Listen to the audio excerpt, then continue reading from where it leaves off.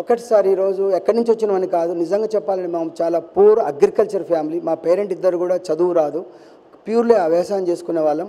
నేను ఎస్ఎస్సి దాకా కూడా వ్యవసాయం చేసి ఖాళీగా ఉన్న రోజు మాత్రమే స్కూల్కి వచ్చేవాడిని. నేను 7th క్లాస్లో మా పేరెంట్ బంద్ చేస్తే మా హెడ్ మాస్టర్ వచ్చి, లేదండి బాబుకు తెలియకలేడు పంపించండి మల్లారెడ్డి గారు అని చెప్తే మా అమ్మ నాన్న పంపించారు. ఒక 8 కిలోమీటర్లు నడిచిపోయేవాడిని ప్రతిరోజు. నేను బ్రాహ్మణ వెల్లంలో చదువుకున్నాను. తర్వాత నేరడ హై స్కూల్ చేసినాను, డిగ్రీ పీజీలు ఇవన్నీ కూడా గవర్నమెంట్ చేసుకున్నాను.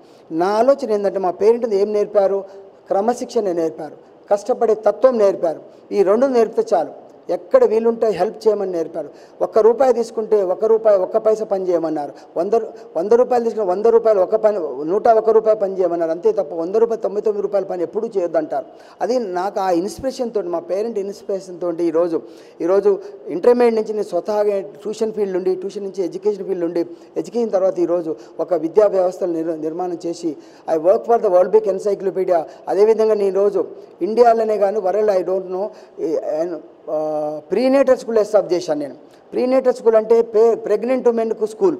అది నిజంగా ఆ 15 సంవత్సరాలకి చాలామంది నవ్వారండి.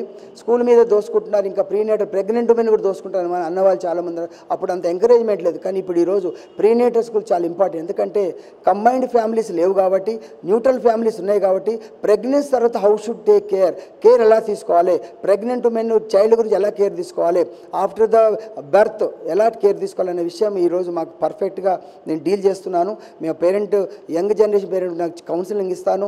ఎన్నో కౌన్సిలింగ్ ఇచ్చే అటెండ్ అయ్యాను నేను. అందువల్లనే ఈరోజు లోటస్ల విద్యా సంస్థలు తల్లిదండ్రులకి ఎక్కువ నేను కౌన్సిలింగ్ చేసి వాళ్ళని ఒక బాధ్యతాయుతమైన సొసైటీ నిర్మించే విధంగా, తన పిల్లల్ని పెంచే విధంగా తయారు చేయడం జరుగుతుంది లోటస్ల విద్యా సంస్థలో.